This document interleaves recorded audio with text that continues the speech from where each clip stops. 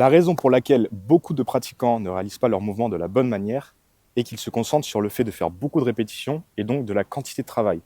Dans cette vidéo, je vais te faire porter attention sur la qualité de travail, c'est-à-dire les standards et les reps en réserve. On va voir ça tout de suite. Bon, à propos des standards, je te renvoie à une vidéo que j'ai faite où j'explique vraiment les standards pour chaque mouvement pour que tu aies une belle forme.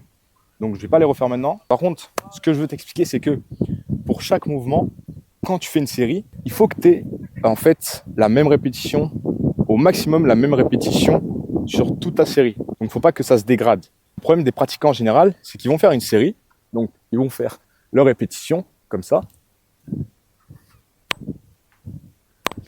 Et quand ils arrivent à l'échec, au proche de l'échec, ils vont vouloir dégrader la forme pour passer à tout prix la répétition.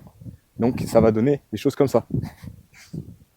Et moi, ce que je veux que tu fasses, c'est que même, en fait, quand tu sens que tu es proche de l'échec sur ta série, je veux que tu essayes de garder la même forme. Donc, c'est pas grave si tu n'as pas la force nécessaire pour finir ta rep, mais je veux que tu gardes la même forme. Donc, tu tires comme ça, et là, si tu échecs, c'est pas grave. Bon, évidemment, l'idéal, c'est d'avoir une technique sécurisée et, si possible, optimisée, donc optimale pour de la performance, pour ensuite pouvoir la réitérer plusieurs fois et donc vraiment bénéficier d'un travail de qualité. Et pourquoi je te demande de faire ça? Parce que ça va être compliqué de te renforcer et de progresser avec cette bonne technique si à chaque fin de série, tu fais 2, 3, voire 4 répétitions en dégradant la technique. Forcément, après, ton système nerveux, ton corps, il retient la mauvaise technique et en fait, tu ancres un mauvais mouvement et tu n'es pas sûr après d'avoir cette bonne technique sur un max rep ou sur plusieurs répétitions. En fait, si tu fais pas ça et que tu commences à dégrader ta répétition sur la fin de ta série, tu vas pas entraîner tes muscles dans la même forme, dans le même mouvement que ce qu'on veut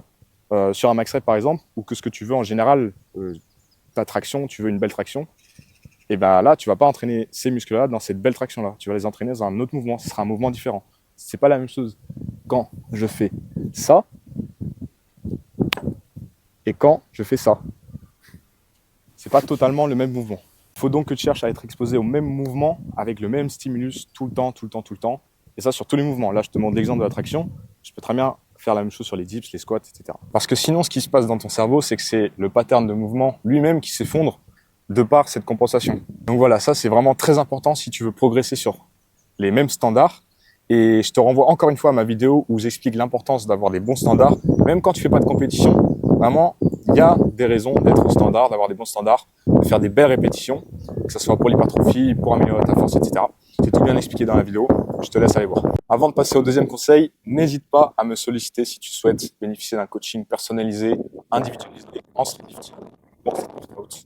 Tu peux m'envoyer un message sur Instagram. Maintenant qu'on a parlé des standards, on va appliquer ce qu'on appelle le RIR. Donc RIR, rep en réserve, donc rep in réserve en anglais. Ça va donc être tout simplement les répétitions en réserve que tu as à la fin d'une série. Si je fais 8 répétitions et que je sens que j'ai 2 reps en réserve, je vais dire 8 reps, RIR 2. L'erreur fréquente des pratiquants de street workout est de faire une première série RIR 0, donc un max rep, et après de faire une espèce de pyramide dégressive quand ils entraînent spécifiquement un mouvement. Le problème avec ça, c'est que tu te crames beaucoup trop vite nerveusement, alors que ce qu'on veut, c'est de faire plusieurs séries qualitatives, et tu perds en fait en qualité tout simplement. Bon, là, ça a coupé, mais en gros, ce que je voulais dire, c'est que je veux que tu fasses plusieurs séries en restant RIR 2, voire 1. Donc par exemple, 3 x 10 répétitions, RIR 2.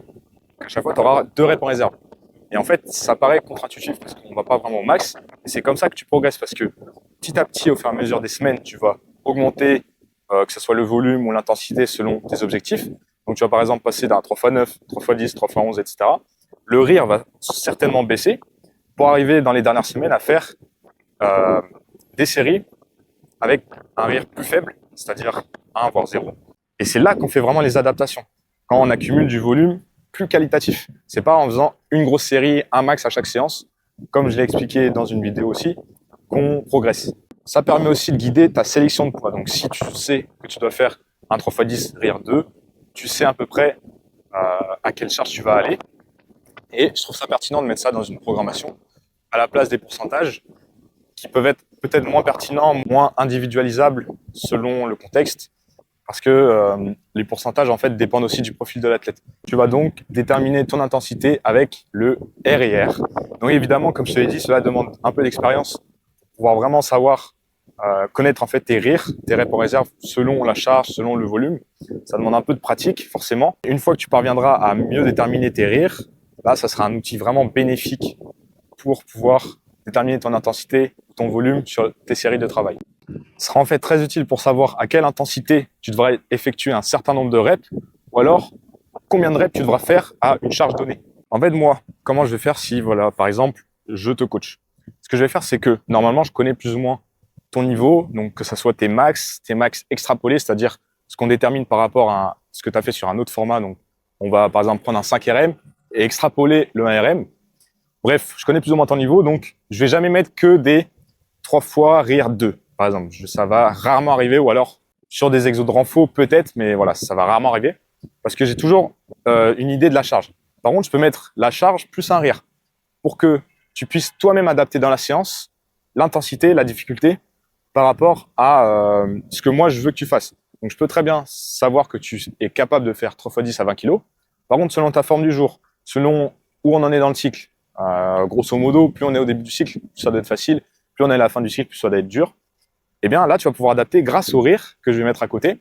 Donc, tu sais que tu vas faire 3 x 10, 20 kg. Par contre, ça doit être rire 2. Donc forcément, si tu commences ta première série et que tu as l'échec à la 10e, bah, auto, là, tu vas devoir baisser, ou alors tu vas faire peut-être moins de reps. En général, on garde le même format et on baisse l'intensité quand ça va pas. Et du coup, tu sais que tu vas devoir baisser. C'est là où l'outil est très important. Et si tu es auto-coaché, que voilà, tu fais ton programme toi-même, eh bien, je te conseille vraiment d'utiliser les rires pour pouvoir comme ça réguler, trouver ta charge, ton intensité, ton volume, etc. Mon chemin, j'ai tracé. Certains seront de passage, certains seront de passage.